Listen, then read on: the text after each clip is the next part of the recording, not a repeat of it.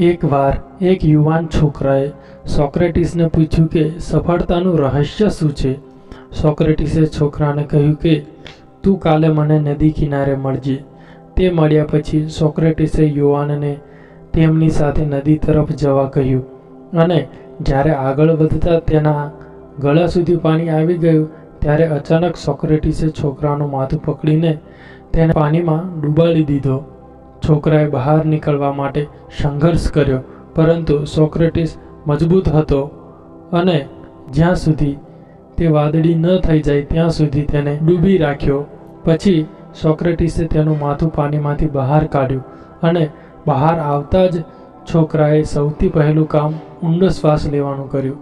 સોક્રેટિસને પૂછ્યું, જ્યારે તમે ત્યાં હતા ત્યારે તમને સૌથી વધુ શું જોઈતું હતું? છોકરાએ જવાબ આપ્યો, શ્વાસ લો. સોક્રેટિસ કહે છે, આ સફળતાનું રહસ્ય છે.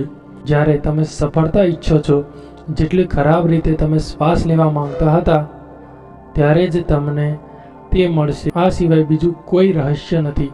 મિત્રો, જ્યારે તમને માત્ર એક જ વસ્તુ જોઈએ છે, ઘણીવાર નહીં, તમને તે વસ્તુ મળે છે. જેમ નાના બાળકોને જુએ, તેઓ ન તો ભૂતકાળમાં જીવે છે કે ન તો ભવિષ્યમાં, તેઓ હંમેશા વર્તમાનમાં જીવે છે.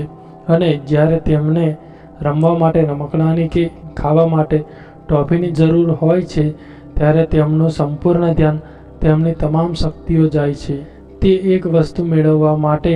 તમે પરિણામે તેઓ તે વસ્તુ મેળવે છે. એટલા માટે સફળતા મેળવવા માટે ફોકસ ખૂબ જ જરૂરી છે.